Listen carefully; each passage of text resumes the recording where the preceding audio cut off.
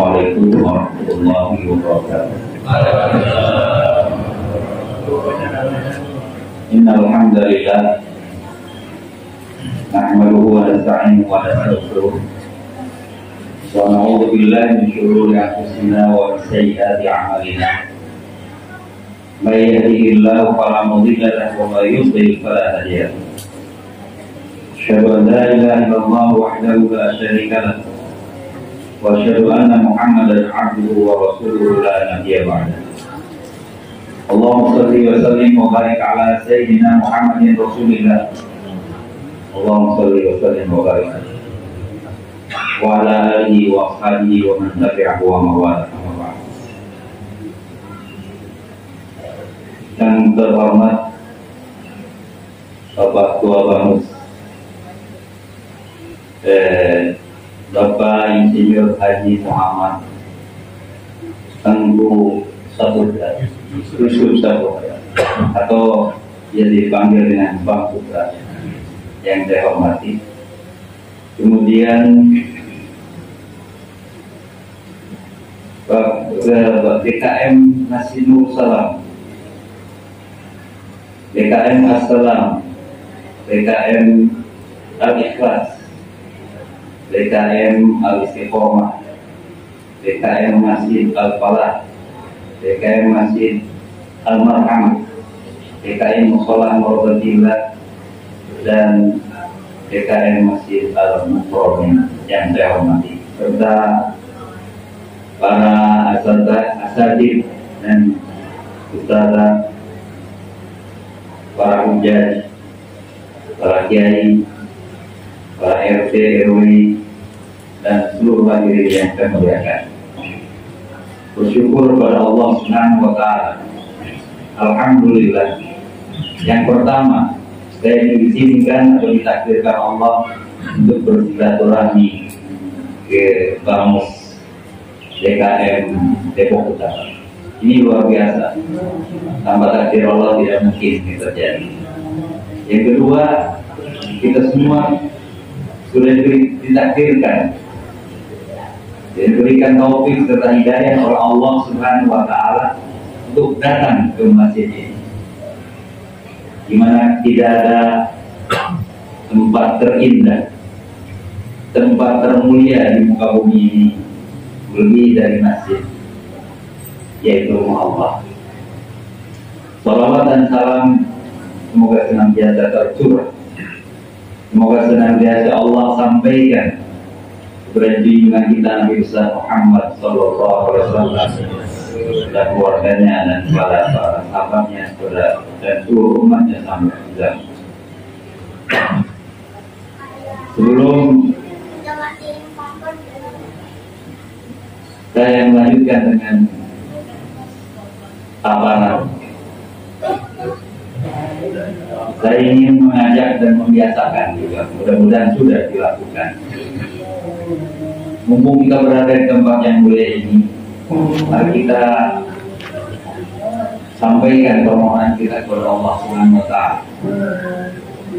Karena rumah masih adalah rumah Allah, dan haqqan 'alal mazur ayyuhil mazahir.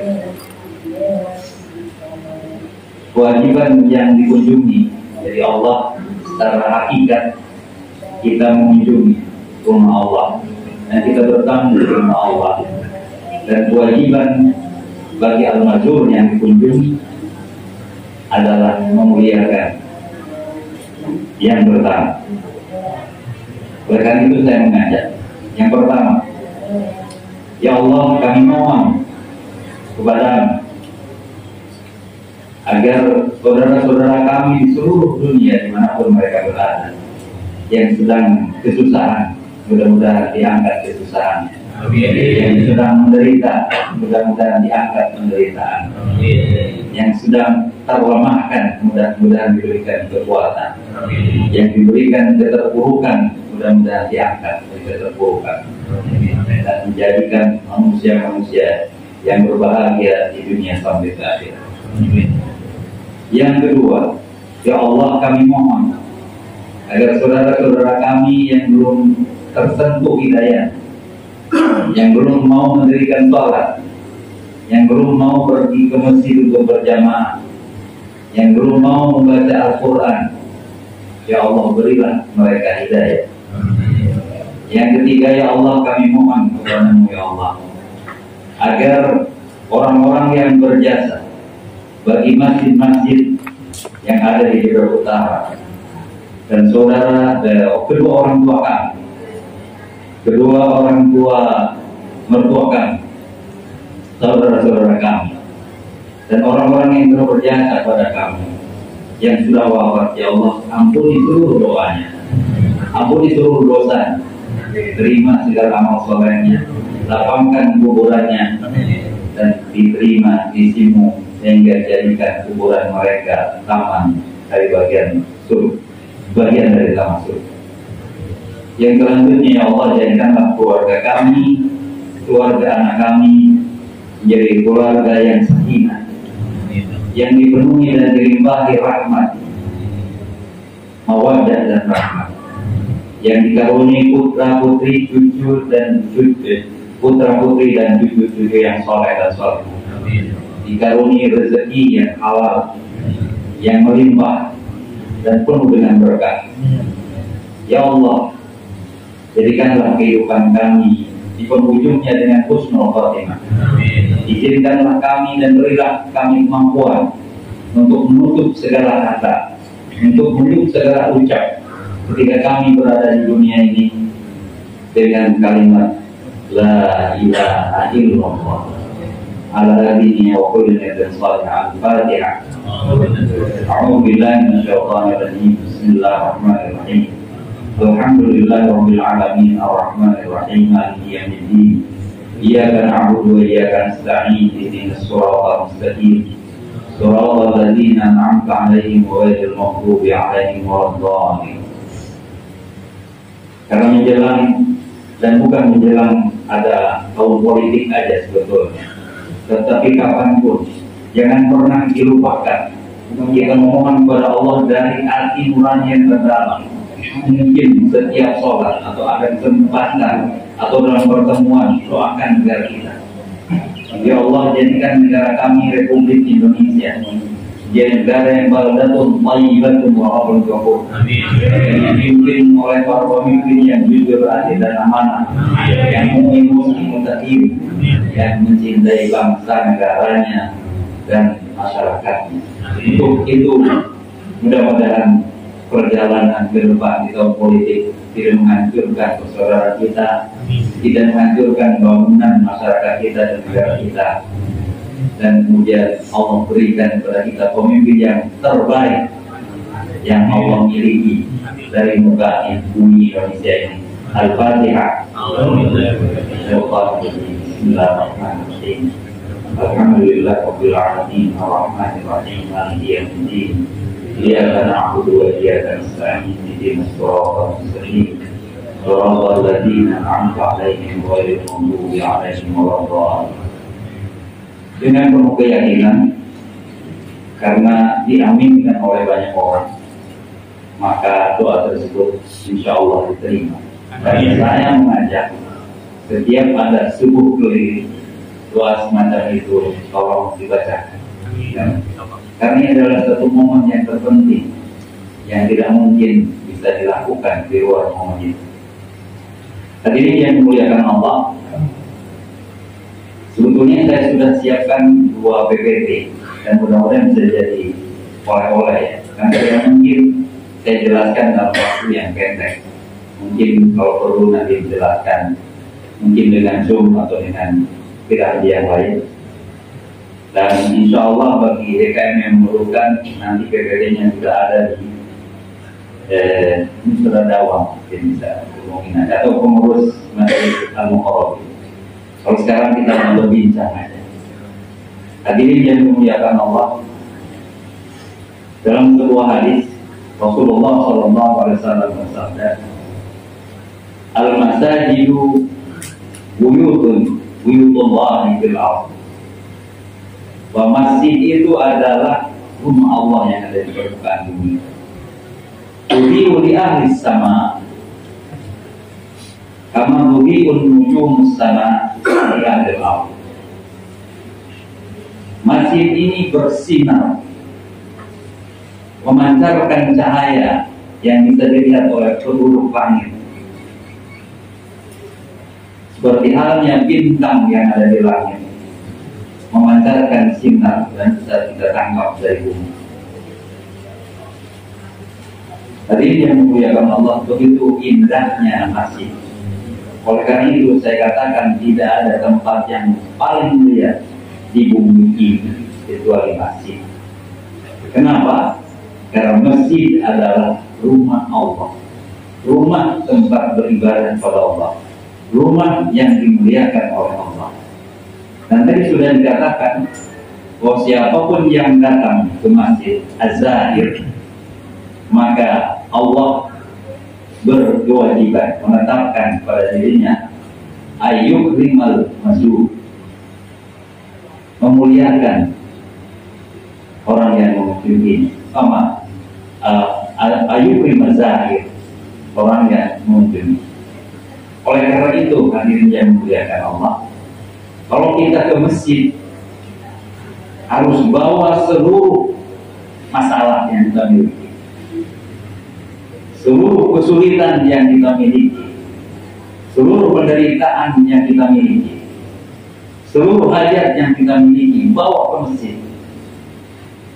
Di masjid kita sampaikan kepada Allah seluruh yang kita, secara rinci mungkin setelah sholat, tapi dalam satu sholat kita sampaikan dalam bentuk pertolongan, permohonan, ibarat komputer mungkin dalam folder. Tapi kalau ketika doa kita per file ya, satu demi satu. Tapi ketika kita sholat, kita disatukan, dirangkum dan iya karena aku dua iya kan. Sesungguhnya ketika kita sholat, kita berkomunikasi, berhadapan. Kita harus khosyah. Al-Khasyin itu orang yang itu nuna'nam mulaqawabihim, yang punya keyakinan bahwa dia sedang berhadapan dengan Allah Subhanahu wa ta'ala. Harus yakin karena ketika kita mengucapkan alhamdulillahirabbil alamin, Allah akan mengatakan hambaku telah memuji. Artinya langsung direspon. Ar-Rahman Ar-Rahim, hambaku telah menyanjung. Maliki Yaumiddin, hambaku telah mengagungkanku. Itu harus terasa. Kita menyampaikan sesuatu kepada Allah, bukankah kita menyatakan wajhatu wajhiya lillazi fatara samawati wal ardh. Aku sedang berhadap, aku hadapkan, aku datangkan wajahku ke Allah pencipta langit dan bumi. Jadi kalau tidak kita merasa sedang berhadapan dengan Allah, mana mungkin kita usuh. Dan kalau kita tidak usuh, mana mungkin kita bisa fokus. Ketika kita mengucapkan iyyaka na'budu wa iyyaka nasta'in, maka Allah menjawab, ada dua bagian, dan untukmu apa yang kamu minta. Jadi di sini kita gabungkan dalam sebuah folder. Kalau biasa bawa karung mungkin, seolah kita serahkan karung masalah kita pada Allah Subhanahu wa ta'ala. Kita serahkan permohonan kita. Itu yang disebut dengan tawakal. Wallahi falyatawakkalul mu'minun. Kita harus menyerahkan urusan kepada Allah. Jangan pernah kita membawa masalah sampai tertidur. Kita seringkali punya keyakinan bahwa kita mampu menyelesaikan masalah. Serahkan masalah itu kepada Allah. Kata Allah. Allah menyampaikan kepada kita sebuah pesan, wa may yatawakkal 'ala Allah fa huwa hasbuh. Kalau engkau menyerahkan, kalau orang menyerahkan urusannya kepada Allah, sudah cukup. Ya Allah, astaudi'uka umuri kulliha. Dalam sebuah doa, ya Allah, aku serahkan semua masalahku kepadamu. Qalbi wa sihhati wa mustaqbali wa rizqi wa taufiqi wa khatimati wa dini Rabbi wafiqni lima tuhibbu wa tarda. Kita serahkan, kalau bahasa Indonesia saya serahkan seluruh urusan kepada. Bisa kalau berat mungkin yang kecil-kecil secara khusus. Tadi ini yang dimuliakan Allah. Innallaha balighu amri. Kenapa cukup? Karena Allah yang akan menyampaikan urusan yang kita pegang, yang kita miliki itu. Innallaha balighu amri. Bukan kita. Kita hanya berupaya semaksimal yang kita mampu. Padahal yang kita inginkan, padahal masalah yang kita hadapi jauh dari kemampuan kita. Kerumitan yang sedang kita hadapi jauh melampaui kemampuan kita, tenaga kita, harta kita, waktu kita. Oleh karena itu serahkan kepada Allah yang wa huwa ala kulli syai'in qadir. Kenapa kita tidak mampu? Qad ja'alallahu li kulli syai'in qadra. Setiap orang punya keterbatasan. Allah berikan keterbatasan ilmu, keterbatasan tenaga, keterbatasan banyak sekali keterbatasan. Tapi Allah tidak terbatas. Hadirin yang dimuliakan Allah. Jadi masjid adalah tempat kita menangis, tempat kita menangis, tempat kita mencurahkan persoalan. Maka mungkin saya menyerukan kepada para DKM, lebih baik jaga satpam, sediakan satpam dan masjid dibuka selama-lamanya, siang, malam kalau bisa. Karena orang masalah itu mungkin siang dan mungkin malam. Orang yang mau beribadah juga mungkin siang, mungkin malam. Orang yang mau duha, orang yang mau sholat hajat, orang yang sedang gelisah, insya Allah akan aman. Tugas kita adalah melayani umat. Hadirin yang dimuliakan Allah. Dalam sebuah ayat Allah berfirman, "A'udzubillahi minasyaitonir rajim. Innama ya'muru masajidallah man amana billah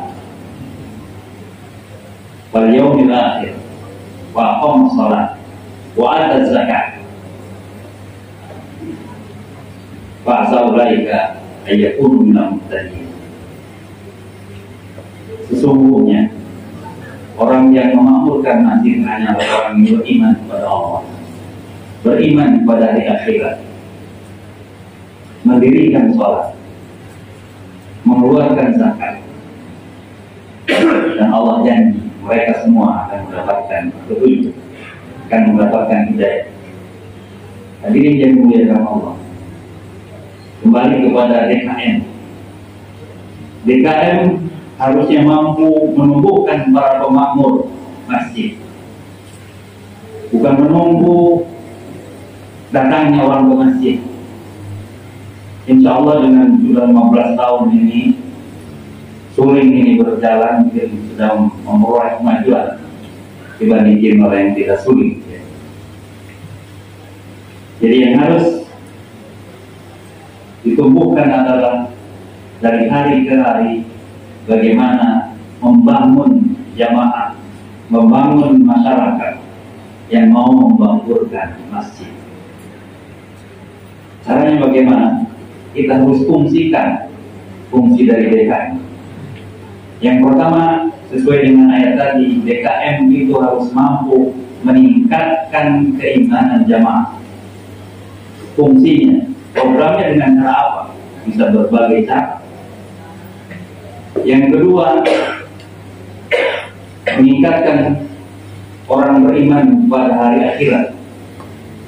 Kalau orang yang tidak percaya kepada Allah dan kepada hari akhirat pasti malas untuk datang ke masjid.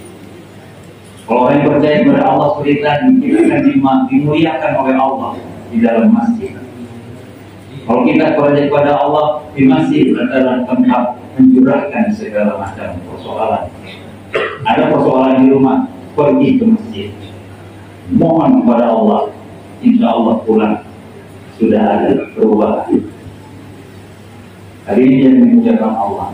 Demikian juga harus dibangun jamaah menjadi percaya pada hari akhirat. Dan orang yang percaya pada hari akhirat maka akan terikat, terpaut, terkait artinya dengan masjid. Hadirin yang dimuliakan Allah, bukankah Rasulullah SAW berpesan kepada kita, sab'atun yudhilluhumullahu yawma la dhilla illa dhilluh. Ada 7 golongan masyarakat yang nanti di akhirat akan dilindungi, dinaungi oleh Allah. Di saat orang itu panasan karena dekatnya matahari, kita tidak punya apa-apa, Pak. Kita tidak berbusana, kita makhluk hidup yang memerlukan minum dan makan. Panasnya luar biasa, sengsaranya luar biasa. Orang yang tidak mendapat naungan dari Allah Subhanahu wa Ta'ala hanya 7 orang, hanya 7 golongan. Yang pertama al-imamul adil, para pemimpin yang adil. Mudah-mudahan kita doakan Bang Putra ini menjadi pemimpin yang adil, dan kita doakan nanti di akhirat mendapat naungan dari Allah Subhanahu wa Ta'ala. Demikian juga para pemimpin DKM, karena DKM ini adalah pemimpin, imam juga. Mudah-mudahan menjadi adil dan tidak mendapat naungan nanti di akhirat. Yang kedua, syabun nas'al fi ibadatillah, pemuda yang tumbuh dalam beribadah kepada Allah. Saya senang di sini saya lihat diri karena ada yang muda, ada yang kecil. Karena saya kalau mengenang pada masa lalu saya kecil, ya, perlunya anak kecil ada di masjid. Ketika SD saya sore-sore jam 5 sudah pergi ke masjid, main di halaman masjid, tidur di dalam masjid selama 6 tahun. Begitu pesantren, Allah takdirkan menjadi pengurus masjid dan tugasnya hanya mengopel dan memandangkan harta selama 3 tahun. Selama saya kuliah juga dipertemukan dengan masjid lain, dipertemukan dengan musola, dipertemukan masjid di Rawamangun, dipertemukan dengan masjid di Salemba, dipertemukan dengan masjid di Depok, dipertemukan dengan masjid di mana-mana berbagai wilayah Indonesia dan juga di luar negeri. Allah pertemukan karena hati kita tidak bisa berpisah dari masjid. Ketika kita dibangun senang di masjid, maka sampai tua pun akan senang dengan masjid. Oleh karena itu, ajaklah putra putri untuk kebutuhan tempatnya, putra ada, putri ada. Memang mereka berisik, tapi bagaimana mengelola mereka supaya tidak berisik. Yang ketiga yang dapat perlindungan dari Allah yang berbahagia itu adalah ar-rajulul qalbuhu mu'allaqun fil masajid. Orang yang hatinya terkait dengan masjid, kemanapun pergi dia akan ingin menuju masjid, ingin sholat di masjid itu. Apalagi zaman sekarang masjidnya indah-indah, bersih, ber-AC, WC-nya bersih, wangi dan lain sebagainya. Masjid-masjid sekarang. Jadi kita menginginkan satu cita-cita untuk selalu kemanapun kita pergi, minal masjid, bilal masjid. Di tempat kita tinggal, kita adalah orang masjid. Kemanapun pergi kita akan ketemu dengan masjid. Seperti halnya Nabi Isra Mi'raj, minal masjid, bilal masjid, minal masjidil haram, bilal masjidil aqsa. Karena masjid adalah titik kita titik pelepas landas untuk bisa terkoneksi, terbangun hubungan yang lebih intens, lebih cepat dengan Allah Subhanahu wa Ta'ala. Hadirin yang dimuliakan Allah. Yang selanjutnya, orang yang dapat mendapat perlindungan dari Allah adalah dua orang yang membangun kasih sayang. Tapi kasih sayangnya itu karena Allah. Ijtama'a alaih wa tafarraqa alaih. Bersahabat karena Allah. Tapi jika mengharuskan untuk berpisah, juga berpisah karena Allah. Yang selanjutnya adalah rajulun da'atu imra'atun la tuman tabin wa jamalin faqala inni akhafullah. Laki-laki yang digoda oleh wanita yang punya jabatan, punya keturunan, punya kedudukan, cantik lagi, tapi laki-laki itu mengatakan ini akhafullah, maka orang itu di akhirat pasti akan mendapat kemuliaan di dunia Allah. Yang selanjutnya adalah rajulun tasaddaqa bi sadaqatin, orang yang bersedekah. Yang disebut rajulun itu bukan laki-laki saja, karena kalau disebut laki-laki perempuan juga sama. Yang bersedekah dan sedekahnya itu dirahasiakannya sehingga tangan kirinya tidak tahu apa yang disedekahkan oleh tangan kanannya. Artinya kalau tidak perlu siapapun tidak usah dikasih tahu apa yang kita sedekahkan, demi karena keimanan kita pada hari akhir.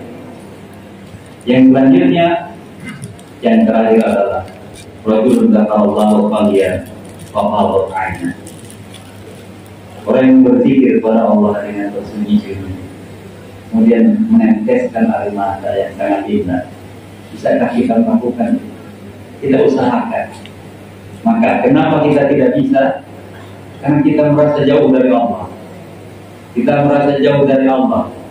Kita tidak merasa dekat dari Allah. Kita tidak menyadari bahwa kita banyak dosa.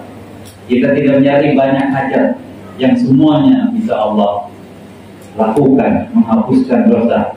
Allah wala yaghfiru dzunuba illa anta. Hanya Allah yang bisa menghapuskan dosa. Demikian juga yang memenuhkan hajat kita adalah Allah. Itulah, dan terkait dengan masjid adalah qalbu rajulun qalbu mu'allaqun bil masajid. Yang paling mudah mungkin ya. Apa susahnya kita pergi ke masjid? Yang paling susah adalah hati kita. Kenapa hati kita hidayah? Sebetulnya kita itu sudah mirip seperti mainan remote control, otomatis kita seharusnya. Karena kita mendapat nur hidayah yang menggerakkan kita untuk pergi ke masjid. Kenapa kita tidak tersentuh oleh remote control itu yang seharusnya terkoneksi? Maka dia akan hidup sedikit, dia akan bergerak. Demikian juga kalau hati kita bersih, mendengar panggilan Allah pasti akan bergerak. Kenapa tadi qalbuhu mu'allaqun bil masajid? Hadirin yang dimuliakan Allah.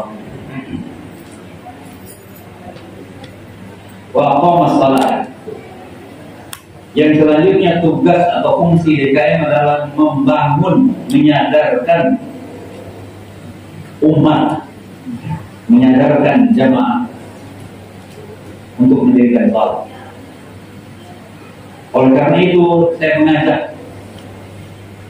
DKM itu harus punya peta, harus punya daerah kerja, harus punya database. Jadi kita catat segala potensi yang dimiliki oleh setiap orang. Kita kasih peta sampai di mana ini layanan, karena harus jelas, clear. Semua orang datang ke masjid siapapun, tapi yang harus dilayani harus jelas bahwa kita sebagai DKM harus melayani orang-orang yang ada di sekitar. Batasannya mana rumahnya, sedang yang bertanya siapa dia, sehingga potensi untuk masjid bisa dikembangkan. Jadi tugas dari musola adalah bagaimana membangun keinginan, ketertarikan umat untuk bersolat. Fungsi yang lainnya adalah, yang tidak boleh dikecilkan adalah bagaimana menyadarkan fungsi DKM ini, menyadarkan masyarakat, menyadarkan jemaah, menyadarkan umat untuk memahami pentingnya zakat, infak, dan sedekah. Karena sekarang mungkin zakat itu hanya bukan, infak itu hanya kensleng yang berkeliling. Itu bagus, nggak ada hukum.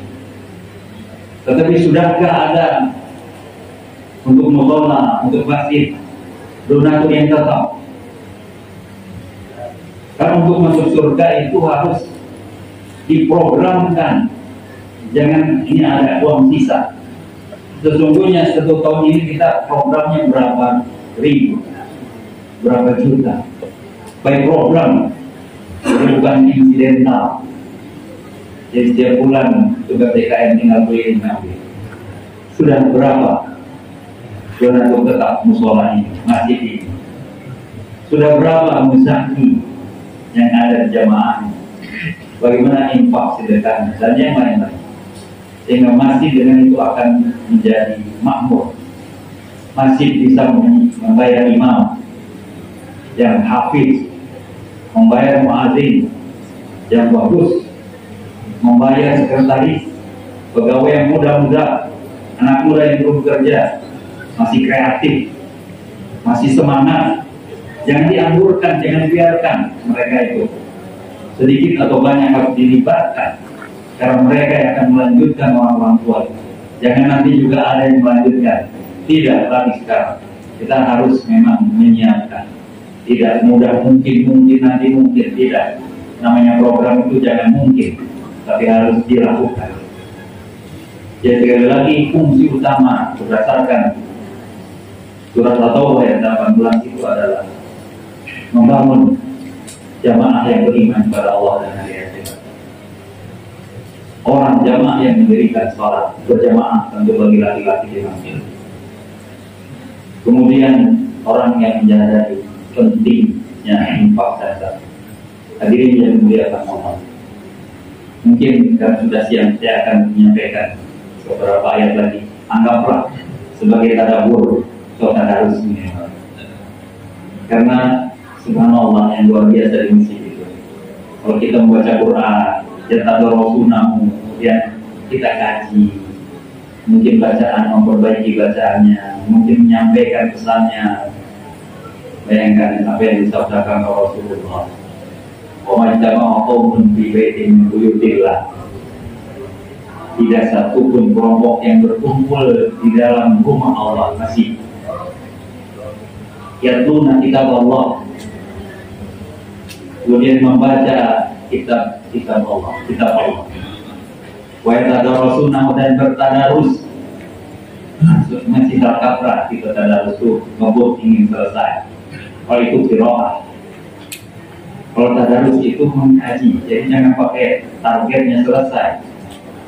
Jadi bedakan antara membaca sendiri dengan tadarus. Tadarus itu ada kajian, ada pembetulan. Jadi intinya ditentukan ada jamnya. Mungkin tadarus itu hanya 1 jam, setengah jam gitu. Kalau pakai tadarus di kejar-kejaran tamat ya nggak ada dapat apa-apa. Bacanya salah, tidak dapat apa-apa. Padahal kalau kita tadarus, ya tadarus namun apa yang akan Allah berikan? Illa nazarat alim sa'id, kan turunkan ketenangan kepada kita. Tenang, bukankah kita itu ingin mencari tenang. Yang kedua adalah khosyiatul rahmat. Allah akan limpahkan rahmat. Kita duduk di sini, Allah akan limpahkan rahmat. Kalau limpahkan itu mungkin besar banget, namanya gorong-gorong timpahnya.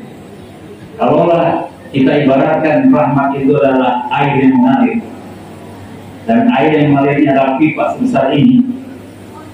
Selama kita duduk di sini, berapa tangki air yang akan kita bawa?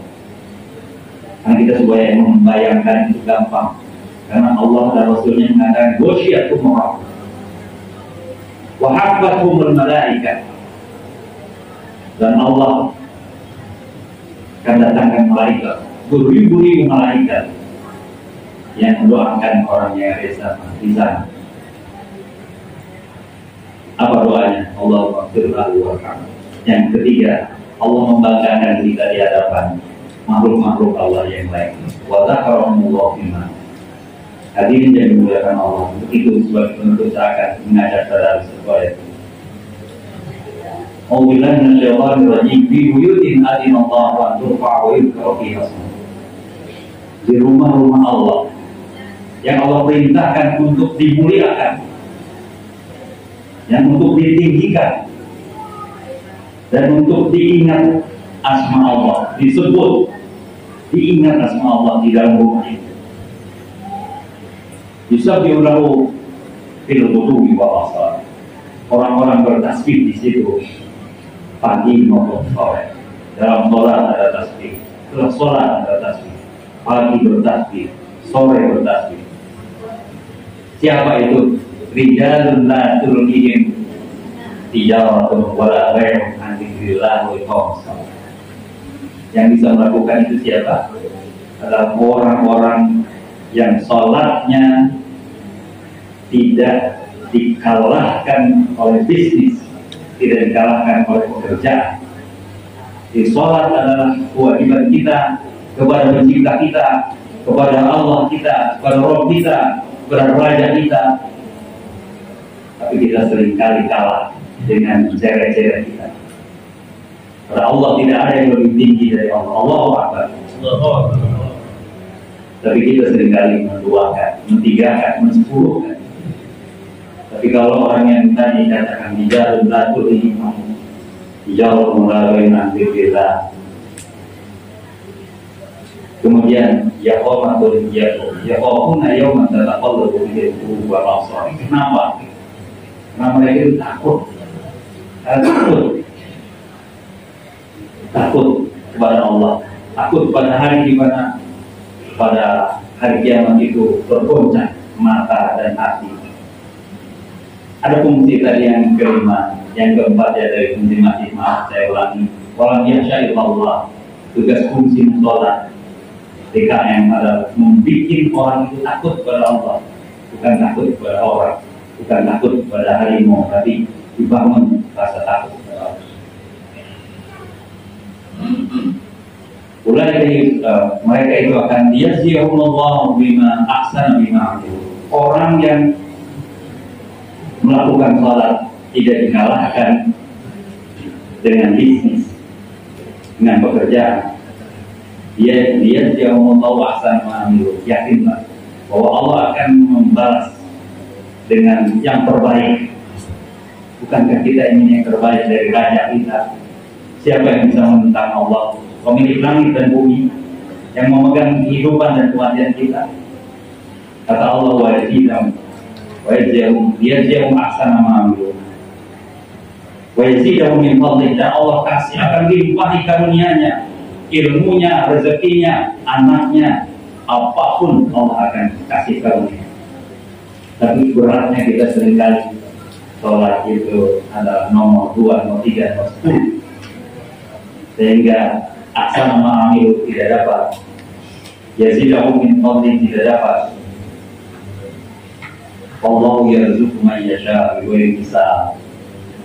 Seringkali kita takut karena sholat kita akan kehilangan pembeli, karena sholat kita akan kehilangan rezeki, karena sholat kita akan kehilangan jabatan, karena sholat kita akan kehilangan.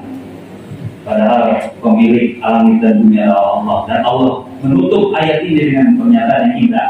Wa yarzuqu man yasha'u bighairi hisab. Allah akan memberikan rezeki pada siapapun dengan tanpa hitung-hitung. Semua nggak pakai batasan. Rezeki Allah yang sangat banyak yang tidak terbatas. Allah. Jadi syaratnya tadi memuliakan masjid, berzikir di masjid, bertasbih di masjid, kemudian sholatnya tidak dikalahkan, berjamaahnya tidak dikalahkan dengan urusan-urusan yang lain. Mudah-mudahan kita semua menjadikan rajulun qalbuhu ma'allaqun bil masjid, orang yang hatinya terpaut di masjid, dan juga menjadi bagian dari 7 golongan yang akan dapat naungan Allah. Dan mudah-mudahan kita bisa mendirikan, melaksanakan kewajiban yang pokok kita kepada Allah. Kewajiban dasar kita kepada Allah adalah sholat. Dan kalau ini berbagai macam hal Allah mewajibkan hanya sholat, yang lainnya bebas, sehingga disebut dengan sunnah. Mudah-mudahan Allah memberikan hidayah kepada kita. Amin. Sehingga hati kita senantiasa mendapat sinarnya, hidayahnya, sehingga kita mudah untuk melakukan segala macam kebaikan. Terhadap kekurangannya saya mohon maaf. Kalau ada manfaatnya, ya baiknya silakan ambil. Kalau ada kekeliruan, mohon dimaafkan. Dan sekali lagi, coba yang ingin mendapat oleh-oleh dari PPT, siapa tahu bisa menjadikan bahan renungan, bisa diminta ke pengurus ketua masalah Al-Qarabi, insyaallah. Demikian yang bisa saya sampaikan. Wabillahi taufiq wal hidayah. Assalamualaikum warahmatullahi wabarakatuh.